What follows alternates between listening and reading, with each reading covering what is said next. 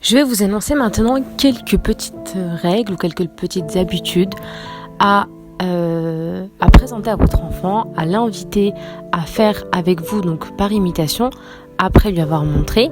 Ça peut se faire sous forme de jeu, d'atelier, même avec un groupe d'enfants, pour apprendre à se familiariser avec les livres. Donc ça serait la première étape, ou les premières étapes plutôt, à mettre en place avant que l'enfant soit dans un processus d'apprentissage de lecture, c'est-à-dire dès ses 1 an et demi, 2 ans, enfin bref, dès que l'enfant commence à aller chercher ses petits livres, etc. Première étape, porter un livre. Montrez à votre enfant comment porter un livre en utilisant ses 2 mains pour le tenir bien fermé. Sinon, il aura tendance à ne tenir que l'un des 2 côtés de la couverture en laissant toutes les pages pendre vers le bas. Donc c'est important que l'adulte montre à l'enfant que le livre c'est quelque chose d'important à la maison, ça a de la valeur, on en prend soin, on les met en hauteur, on s'assoit pas dessus, on marche pas dessus. Voilà, on a une manière de les tenir, notamment nous dans notre religion, nous valorisons également le Coran Karim. Donc la manière dont on va se comporter avec le Coran, la manière dont on va le porter, on va le poser, le ranger, tout ça, entraîne déjà en fait l'enfant et l'adulte à créer une relation déjà différente des autres objets, si on peut appeler ça un objet.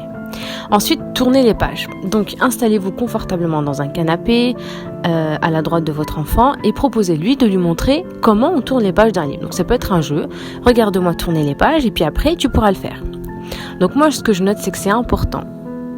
même pour le mushaf, je vois beaucoup d'adultes qui ne laissent pas leur enfant s'approcher du mushaf, du Coran, parce que c'est quelque chose de sacré, et puis etc. Mais on se rend pas compte que en fait il y a un message qui passe, c'est que c'est un livre qui n'est pas accessible, que en tant qu'enfant je n'y ai pas accès, que ce n'est pas un livre qui est fait pour moi, et donc si je ne crée pas une relation affective, je dirais dès mon plus jeune âge, ça va être difficile après de dire à l'enfant maintenant tu peux le porter. Il a envie de te dire quand je voulais le prendre tu me laissais pas, et maintenant qu'est-ce qui fait que je peux le porter. Donc moi j'ai toujours invité mes enfants à prendre le mushaf parce que il nous voit le prendre, donc ça c'est déjà important. Il doit pouvoir te voir le prendre, réviser et avoir un programme d'apprentissage, de mémorisation et de lecture du Coran devant votre enfant, même si on a besoin d'un temps calme, je le comprends bien, je le conçois, pour mémoriser le Coran, mais c'est important aussi que l'enfant il ait une relation avec le Coran. Donc dès son plus jeune âge, laissez-le avoir son propre mushaf. Nous à la maison, on a chacun son mushaf et on a voulu avoir des mushafs pour enfants et donc acheter des mushafs un peu colorés, etc. Mais c'est vrai qu'ils ont envie et ils ont tendance à vouloir notre mushaf. Donc on a acheté des mushafs qui sont identiques aux nôtres, chacun sa propre couleur, et ça change beaucoup la donne. Ils se sentent vraiment comme des adultes et en même temps c'est l'occasion de leur apprendre qu'il y a une manière de tenir le mushaf, qu'il a une valeur auprès du musulman et parce que c'est la parole d'Allah Azza wa Jal, que c'est lui qui nous a créés, etc. Donc ça nous permet vraiment d'envoyer beaucoup de messages, de créer un lien direct avec Allah Azza wa Jal et de lui montrer que c'est accessible pour toi. Tu dois juste savoir le tenir, le porter, en prendre soin, et donc ça responsabilise l'enfant dès son plus jeune âge et ça valorise vraiment le mushaf et le Coran à ses yeux, d'accord, parce que c'est quelque chose qui lui appartient aussi. Ensuite, très doucement, soulevez le coin du haut ou du bas de la page de droite entre votre pouce et votre index, puis glissez toute la main sous la page pour la tourner de droite à gauche et entraînez-vous à le faire avant de lui montrer en décomposant le mouvement au ralenti. Donc il va vraiment le prendre comme un jeu. Regarde, je te montre et tu refais. Tu montres et comme c'est un jeu, eh bien, pour lui, ça va être à faire et à refaire sans hésitation. Ne parlez pas pendant la démonstration. Donc en général, c'est comme la méthode Montessori, pour pas qu'il y ait plusieurs informations. L'enfant se concentre sur le